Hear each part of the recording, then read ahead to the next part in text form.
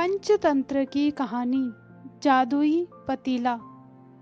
सालों पहले पीतल नगर में एक किशन नाम का किसान रहता था। वह गांव के एक जमींदार के खेत पर काम करके किसी तरह अपना घर चला रहा था। पहले किशन के भी खेत थे, लेकिन उसके पिता के बीमार होने के कारण उसे अपने खेत बेचने पड़े। मजदूरी में मिलने वाले पैसों से पिता का इलाज कराना और घर खर्च चलाना बहुत मुश्किल था। वो हर दिन सोचता था कि कैसे घर की स्थिति को बेहतर किया जाए। आज भी इसी सोच के साथ किशन सुबह सुबह जमींदार के खेतों पर काम करने के लिए निकला। खुदाई करते समय उसकी कुदाल किसी धातु से टकराई और तेज आवाज हुई। किशन के मन में हुआ कि आखिर ऐसा क्या है यहाँ। उसने तुरंत उस हिस्से की खुदाई करना स्टार्ट कर दिया। खुदाई के बाद उसने देखा कि वहां पर एक पतीला है। वह दुखी हो गया। किशन के मन में हुआ कि ये जेवरात होते तो मेरे घर की हालत थोड़ी सुधर जाती। फिर किशन ने सोचा कि चलो अब खाना ही खा लेता हूँ। किशन ने खाना खाने के लिए अपने हाथ की कुदाल उस पतीले में फेंक दी और हाथ मुंह धोकर खाना बनाने लगा। खाना खत्म करने के बाद किशन अपनी कुदाल उठाने के लिए उस पतीले के पास पहुंचा।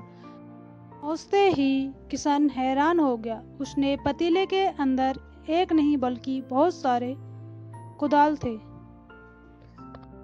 उसे कुछ समझ नहीं आया। तभी उसने अपने पास रखी एक कटोरी को भी उस पतीले में फेंक दी। वो कटोरी भी पीतल के अंदर जाते ही बहुत सारी हो गई। ये सब देखकर किशन खुश हो गया और उस जादुई पतीले को अपने साथ घर लेकर चला आया।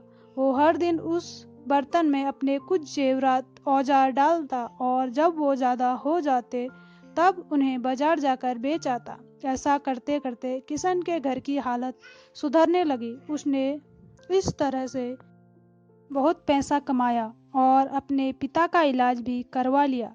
एक दिन किशन ने कुछ गहने खरीदे और उन्हें भी पतीले में डाल दिया। वो गहने भी बहुत सारे बन गए।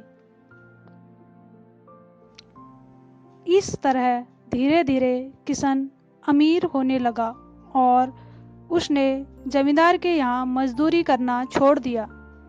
किशन को अमीर होते देख जमींदार मोहन को किशन पर शक हुआ। वो सीधे किशन के घर पहुंचा। वहां जाकर उसे जादुई पतीले के बारे में पता चला। उसने किशन से पूछा, तुमने यह पतीला कब और किसके घर से चुराया? डरी हुई आवाज में किशन बोला, साहब, ये पतीला मुझे खेत में खुदाई के समय मिला था। मैंने किसी के घर चोरी नहीं की है और ना ही मैं कभी चोरी करता हूँ। खेत में खुदाई की बात सुनते ही जमींदार ने कहा, यह पतीला जब मेरे खेत से मिला तो यह मेरा हुआ। किशन ने जादुई पतीला ना ले कर जाने की बहुत मिन्नतें की, लेकिन जमींदार मोहन ने उसकी एक न सुनी।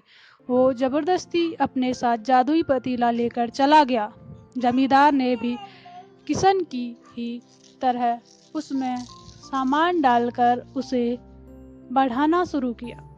एक दिन जमींदार ने अपने घर में मौजूद सारे गहने एक एक करके उस पतीले में डाल दिए और रातों रात बहुत अमीर हो गया। एकदम से जमींदार के अमीर होने की खबर पीतल नगर में के राजा तक पहुंच गई। पता लगने पर राजा को भी जादुई पतीले की जानकारी मिली। फिर क्या था? राजा ने तुरंत अपने लोगों को भेजकर जमींदार के यहाँ से वो पतीला राजमहल मंगवा लिया। राजमहल में उस जादुई पतीले के पहुंचते ही राजा ने अपने आसपास मौजूद सामान को उसमें डालना शुरू किया। सामान को बढ़ता देख राजा दंग रह गया। होते होते आखिर में राजा खुद उस पतीले के अंदर चला गया। देखते ही देखते उस पतीले से बहुत सारे राजा निकल आए। पतीले से निकला हर राजा बोलता, मैं पीतल नगर का असली राजा हूँ, तुम्हें तो इस जादुई पतीले ने बनाया है। ऐसा होते होते सारे राजा आपस में लड़ने लगे और लड़कर मर गए। लड़ाई के दौरान वो जादुई पतीला टूट गया। जादुई पतीले के कारण राजमहल में इस भयानक लड़ाई के बारे में नगर में सबको पता चल गया। इस बात की जानकारी मिलते ही मजदूर किशन और जमींदार मोहन ने सोचा, अच्छा हुआ कि हमने उस पतीले का इस्तेमाल सही तरीके से किया, क्योंकि अपनी मूर्खता के कारण उस राजा ने अपनी जान गंवा दी। और कहते हैं ना, लालच बुरी बला। सीख। जादुई पतीले की कहानी से 2 सीख मिलती है। पहली कि मूर्खता का अंत बुरा होता है, और दूसरी यह कि हर सामान का इस्तेमाल संभलकर करना चाहिए। अति किसी चीज़ की भी हानिकारक होती है। तो कैसी लगी आपको आज की स्टोरी? मुझे कमेंट करके ज़रूर बताइए। मिलते हैं अगली कहानी में, अगली वीडियो के साथ।